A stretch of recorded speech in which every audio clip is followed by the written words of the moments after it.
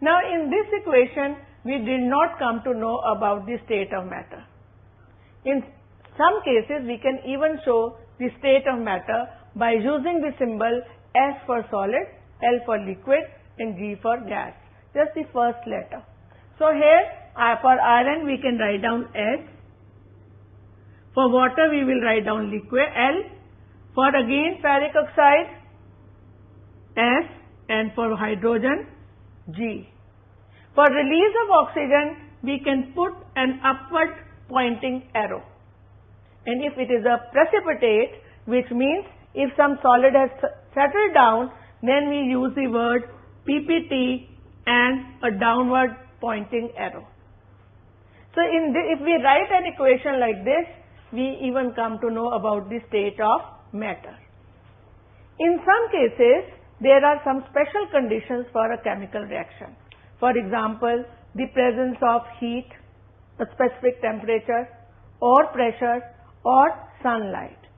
Now the typical example is that of reaction of photosynthesis. Now what happens in photosynthesis? There is carbon dioxide plus water and there is sunlight.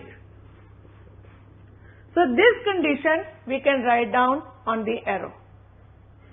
And what we will get is glucose plus water plus oxygen.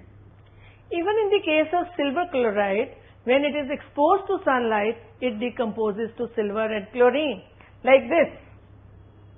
AgCl, and here we will write down sunlight. And what we get is silver and chlorine. Silver bromide also reacts similarly. But in some cases, what is required is the pressure. For example, when hydrogen combines with carbon monoxide at 340 mm pressure, what we get is CH3OH, methyl alcohol. But without pressure, this reaction will not take place. So it is mandatory that we write down pressure on top of the. Another example is that some reactions take place when heat is there. There is an increase in temperature. For example, for preparation of oxygen, what we do is we strongly heat potassium chlorate.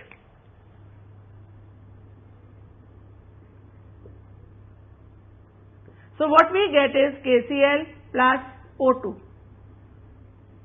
So we will balance it like this. So we will write here heat. Some reactions even need a catalyst. Now what is a catalyst?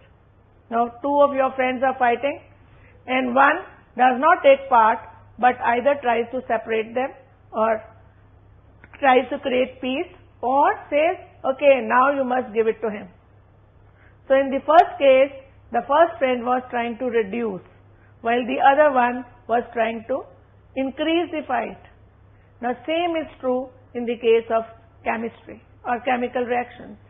Some chemicals, they don't take part in the reaction, but they can change the rate of reaction. Such chemicals are called catalysts. So it's good to write the definition of a catalyst. It is a chemical substance that changes the rate of reaction without taking part in it. So it is like a influence. So this is how they have a catalytic effect on your life. The environment, the atmosphere also acts like a catalyst. There is another way of preparation of oxygen. That is, if you heat KMnO4 and H2SO4 in the presence of manganese dioxide, what will happen? It will form K2SO4, MnSO4 and oxygen. But manganese dioxide will remain just like that. But it will increase the production of oxygen. So we can say that it is a catalyst. So here manganese dioxide is acting as a catalyst. And a catalyst can also be written on top of the arrow. The temperature specificity, the pressure specificity, presence of sunlight or a catalyst can be expressed on the arrow, and that will be a complete representation of a chemical reaction.